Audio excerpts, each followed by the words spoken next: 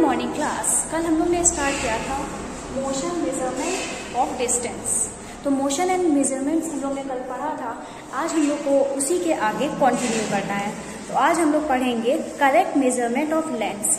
तो मेजरमेंट्स तो हम लोग ने देखा था, क्या हम लोग को कुछ नापना होता तो कैसे नाप रहे थे। अब करेक्ट एकदम करेक्ट वैल्यू हम कैसे निकालेंगे कि कितना बड़ा है या फिर कितना चौड़ा है। तो करेक्ट मेजरमेंट हम लोग कैसे करते हैं, तो उसके लिए सबसे हम लोग का आता है मीटर स्केल। एक मीटर स्केल, जैसे आप लोग कभी कपड़ा लेने जाते होंगे तो उसके पास क्या होती है, एक लंबी सी स्केल होती है। तो वो आपका कपड़ा निकालता है और नाप लेता है। 1 मीटर चाहिए तो 1 मीटर देता है, 2 मीटर चाहिए तो उस हिसाब से वो हमारे सबसे क्या है हमारा मीटर स्केल। तो मीटर स्केल अब उन लोग के पास होती है, उससे वो लोग कपड़ा नाप के आपको दे देते हैं। तो मीटर स्केल से भी नापने की कैसे कैसे नापते हैं। सबसे पहला तरीका है place the scale in contact with the object along its length. तो ऑब्जेक्ट जैसे है उसकी लेंथ के अकॉर्डिंग हम लोग को स्केल रखना है। अब ये नहीं कि कपड़ा यहाँ पे है और स्केल यहाँ पे रख रहा हो, तो ऐसे आपका मेजरमेंट जो होगा वो गलत हो जाएगा। उसके कॉन्टेक्ट में बिल्कुल लेंथ जैसे यहाँ से है तो आपको स्केल भी एकदम सामने से ही रखना है। एकदम सही से हम लोग रखेंगे तभी जो मेजरमेंट होगा वो हमारा सही से आएगा, वरना गलत हो जाएगा मेजरमेंट। उसके बाद इन सम स्केल द एंड में बी ब्रोकन। कुछ कुछ स्केल्स होती है हमारी जिसका एंड जो होता है किनारा वो टूटा होता है। तो अगर टूटा है तो हम लोग क्या करेंगे। अब मान लो जैसे हम लोग की 1 से 15 तक आपकी ज्योमेट्री वर्क में स्केल होती है। अब सोचो उसका 1 टूटा हुआ है तो हम लोग क्या करेंगे, 1 टूटा है तो 1 छोड़ के हम लोग 2 से लेंगे, 2 वाली डिजिट से पूरा 15 तक लेंगे। और लेकिन अगर आप ये नहीं करेंगे कि 1.9 से ले लिया, 1.8 से ले लिया, अगर आप ऐसे लेंगे तो फिर वो आपका गलत हो जाएगा। समझ में आया।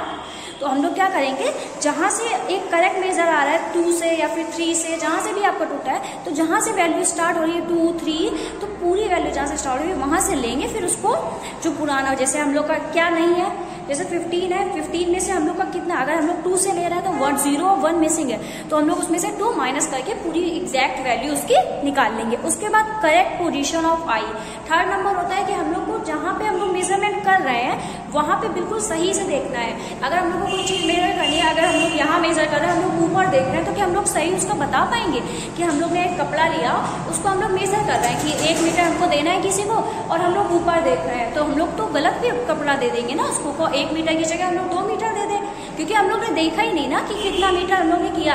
ऊपर देख के तो काम नहीं चलेगा। तो हम लोग को एकदम करेक्ट पोजीशन रखनी आएगी। अगर हम लोग ने मीटर स्केल यहाँ रखा है तो हम लोग को एकदम यहाँ पे देखना है कि हम लोग जो कपड़ा दें वो बिल्कुल सही दें। या हम लोग को कोई लाइन ड्रॉ करनी है, जैसे हम लोग के मैथ में आप लोग देखोगे 5 सेंटीमीटर की लाइन ड्रॉ करो, 8 सेंटीमीटर की लाइन ड्रॉ करो, तो आप लाइन तो कॉपी में देख के ड्रॉ करोगे ना स्कूल को। अब ऐसा तो नहीं आपने स्केल रख दिया, ऊपर देख रहे हो आपने लाइन ड्रॉ कर दिया, तो वो आपकी लाइन जो ड्रॉ होगी वो गलत हो जाएगी, टेढ़ी मेढ़ी लाइन ड्रॉ हो जाएगी, जिससे आपका क्वेश्चन पूरा गलत हो जाएगा। उसके बाद हम लोग देखेंगे मीटर स्केल से, तो हम लोग ने ये नाप लिया। उसके बाद हम लोग को अगर किसी की हाइट नापनी है तो क्या करेंगे। अब जैसे हाइट सबकी अलग अलग होती है। अब जैसे आप इसमें एक्टिविटी एक आपकी बुक में दी गई होगी कि सारे बच्चों की हाइट नापो। सबकी हाइट अलग अलग होती है, किसी की ज़्यादा होगी, किसी की कम होगी, तो उसके लिए भी एक सेंटीमीटर की स्केल आती है। उससे हम लोग सबकी अलग अलग बच्चों की अलग अलग हाइट देख लेंगे और फिर उसको अपना फिल कर लेना। उसके बाद हम लोग देखेंगे measuring the length of a curve line. अभी हम लोग ने देखा अगर सीधी कोई चीज है उसको तो हम लोग ने मीटर स्केल से आराम से नाप लिया, लेकिन अगर टेढ़ी मेढ़ी कोई चीज है उसको हम लोग कैसे नापेंगे, है ना। अगर कोई भी चीज ऐसे ऐसे कर्व्ड है, ऐसे कैसा कर्व है, देखो कोई चीज ऐसे ऐसे ऐसे ऐसे ऐसे ऐसे ऐसे कर्व है, तो उसको कैसे नापेंगे। तो हम लोग क्या करेंगे, उसको थ्रेड की मदद से नापेंगे। थ्रेड माने धागा। एक हम लोग धागा लेंगे, फिर जैसे ये है इसी के साथ हम लोग धागा लगा देंगे। यहाँ से ऐसे ऐसे ऐसे ऐसे धागा लिया, पूरा ऐसे नाप लिया कितना बड़ा। अब मान लो इतना बड़ा धागा हमारा यूज हुआ, फिर उसको हम लोग मीटर स्केल से नापेंगे कि कितने सेंटीमीटर का हमारा धागा यूज हुआ है। तो फिर हम लोग बता सकते हैं कि कर्व लाइन हमारी कितनी लंबी है। समझ आया ना आप लोगों को।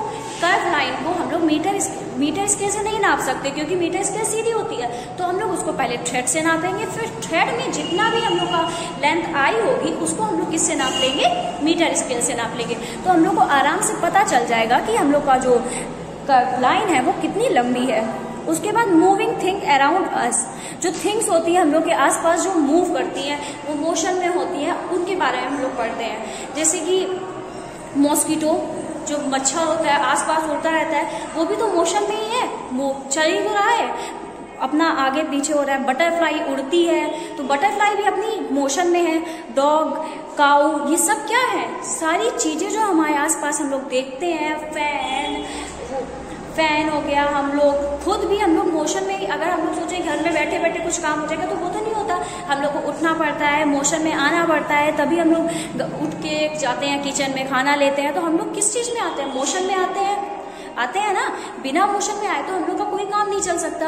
हम लोग को लिखना भी होता है, तो अगर हम लोग बैठे हैं तो हम लोग रेस्ट में हैं, लेकिन हम लोग लिखेंगे तो हम लोग किस में आ जाएंगे, मोशन में। और जब हम लोग रेस्ट में होते हैं तो उसकी स्पीड क्या होती है, 0।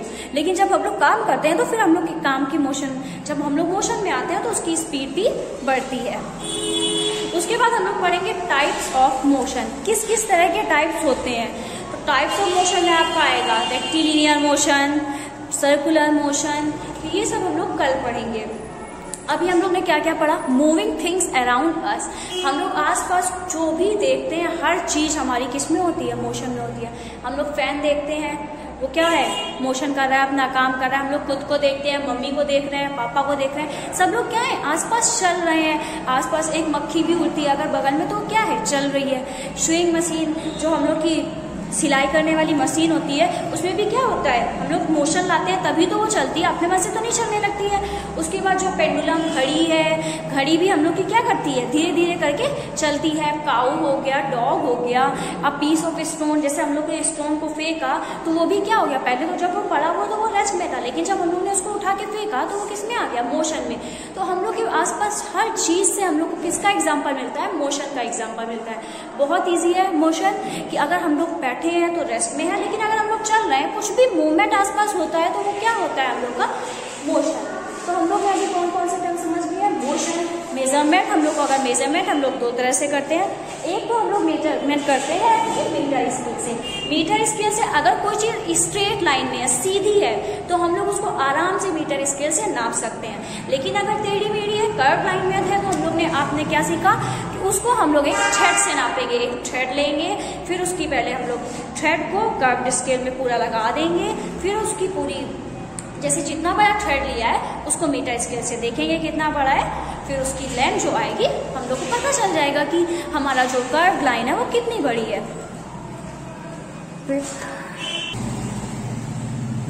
तो हम लोग पढ़ रहे थे मीटर स्केल और कर्व लाइन, हम लोगों ने समझा था। अब हम लोग एक एग्जांपल लेते हैं, जैसे हम लोग को ट्री को नापना है, ट्री की लेंथ नापनी है, ट्री कितना चौड़ा है हम लोग को ये देखना है। तो हम लोग कैसे देखेंगे, क्या हम लोग मीटर स्केल लेके जाएंगे, मीटर स्केल लगा के देखेंगे ये कैसे गोल है, वो तो नहीं हो सकता हम लोग से।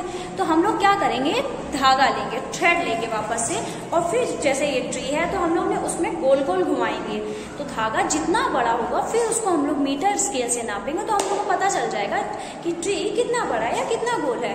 तो ये सब हम लोग किससे करेंगे, थ्रेड की मदद से करते हैं। अगर कोई भी चीज कर्व है, गोल है, टेढ़ी मेढ़ी है, तो हम लोग थ्रेड से करते हैं। और एकदम सीधी है तो उसको हम लोग करेंगे स्ट्रेट है तो हम लोग सीखेंगे उसको करेंगे हम लोग मीटर स्केल से। अब हम लोग एक एक्टिविटी करके देखते हैं। हम लोग एक पेपर लेंगे, उसमें खूब सारे चीनी के दाने छिड़क देंगे। अब चीनी आप जानते हैं एंट को बहुत अट्रैक्ट करती है, चींटियों को चीनी बहुत अट्रैक्ट करती है। तो चीनी देखते ही चींटियाँ क्या करेंगी, उसमें आएंगी, चींटियाँ आने लगेंगी। तो हम लोग क्या करेंगे, एक पेन लेंगे। अब हम लोग को इस एक्टिविटी से पता चलेगा कि कौन सी डायरेक्शन में मोशन हो रहा है, कि जो चींटियां हैं कौन सी डायरेक्शन में जा रही हैं। तो अगर हम लोग को ये पता करना है, डायरेक्शन ऑफ मोशन पता करनी है, तो हम लोग एक छोटी सी एक्टिविटी करेंगे।